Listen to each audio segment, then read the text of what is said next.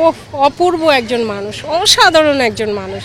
তোমারই প্রেমে সালমান ভাইয়ের কাছে এই ভাইয়ের যে আদরটা একটা বোন পায়, সেটা আমি পেয়েছিলাম। ভাইয়া তো এত বেশি স্টাইলিশ ছিল, সময়ের সাথে সাথে সেও তাল মিলিয়ে কিন্তু এগিয়ে যেত। তাকে পিছানোর মতো কেউ ছিল না। তোমাকে চাই শুধু তো, আমাকে তো মোটকি ছাড়া কথাই বলতো না। সারাটি জীবন।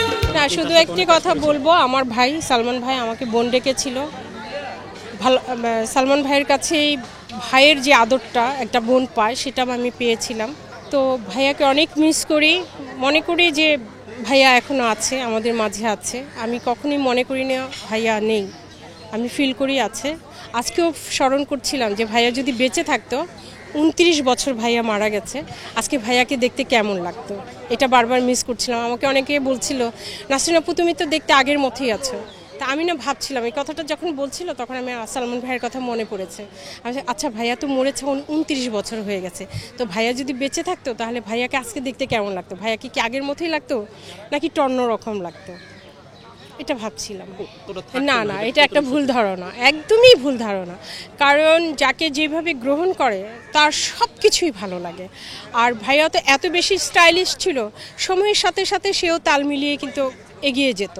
তাকে পিছানোর মতো কেউ ছিল না। কারণ সে ওই সময় যে স্টাইলিশ ছিল, যেইভাবে সে ক্যামেরায় কাজ করেছে, তাহলে বলেন এখন 2025-এ এসে সে কতটুকু স্টাইল করতো আর কি আধুনিক হতো।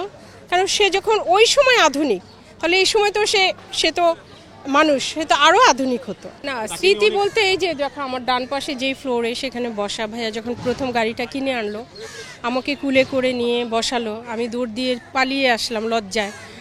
আমি জিজ্ঞেস করেছিলাম ভাইয়া কত, ভাইয়া বলেছে 6 লাখ। তো আমরা ছোট মানুষ, তখন আমরা 5-6 হাজার টাকা পাই একটা ছবিতে, ভাইয়া বলছিল 6 লাখ দিয়ে কিনেছি।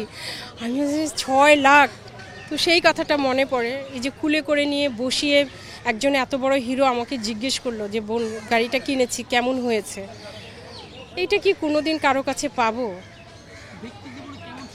ও, অপূর্ব একজন মানুষ, অসাধারণ একজন মানুষ। গরিবদের যেমন ভালোবাসতো, বড়দের তেমন শ্রদ্ধা করতো, কাজে খুবই সিনসিয়ার ছিল, অসাধারণ একজন মানুষ ছিল। সালমান ভাই অনেক দুষ্টু প্রকৃতি ছিল, খুবই দুষ্টু ছিল। কেউ উঠলো, ওই চেয়ারের মধ্যে এমন একটা কিছু রাখলো, ও বসে ব্যথা পেল। আমাকে তো মোটকি ছাড়া কথাই বলতো না, সারাক্ষণ মোটকি। ঝগড়া হয়েছিল ফার্স্ট কেয়ামতে। আমি তখন নাসরিন হইনি, দিলদারের ভাইয়ের নায়িকাও হইনি, আমরা ওই যে সাইড অভিনয় করি। তখন ওই গাছের নিচে দাঁড়িয়ে আছি, এই বেলা যাচ্ছে শাবনুর আপু, মৌসুমী আপুর সাথে একটা পিকনিকের সিন ছিল, প্লেট খেলা। তো সন্ধ্যার পরে তাদের একটা গান ছিল, ওই যে ট্রলিতে করে হ্যায় মেরে হামসফর, ওই গানটা ছিল। তো আমি দাঁড়িয়ে আছি, তো মিঠু ভাই আমাকে দেখে একটু পছন্দ করেছিল। তো তখনও তার বয়স কম, আমিও ছোট, তা আমাকে তার একটু ভালো লেগেছে। তো বলতেছে, সালমান ভাইকে বলতেছে গুলগুলাটারে দেখ। তো সালমান ভাইয়ের গুলগুলা না বলে বলতেছে মোট কি। আমি বলছি কে রে? তো দেখি সালমান ভাই আর মিঠু। তো আমি হচ্ছি ঢিল মারবো, কিন্তু তো আবার যখন মোটকি বলছে ঢিল মারতে গেছি, মিঠু আর সালমান ভাইয়া কী করছে, পেয়ারা গাছ ছিল ওখানে ছোট ছোট, লাভ দিয়ে দুজনে পেয়ারা গাছের উপরে উঠছে। আমি ঠিকই মেরে দিছি, ভাইয়ার সাইড দিয়ে চলে গেছে। তখন সোহান ভাই বলে এই বে, আমাকে একটা ধমক দিচ্ছে, আমি একটু ভয় পেয়েছি। পরে আমাকে বলে রিল্যাক্স ভাইয়া বলতেছে। তারপর আবার যাওয়ার সময় বলে কি মোট কি। তো এগুলো আসলে অসাধারণ, এগুলো ভুলার মতো।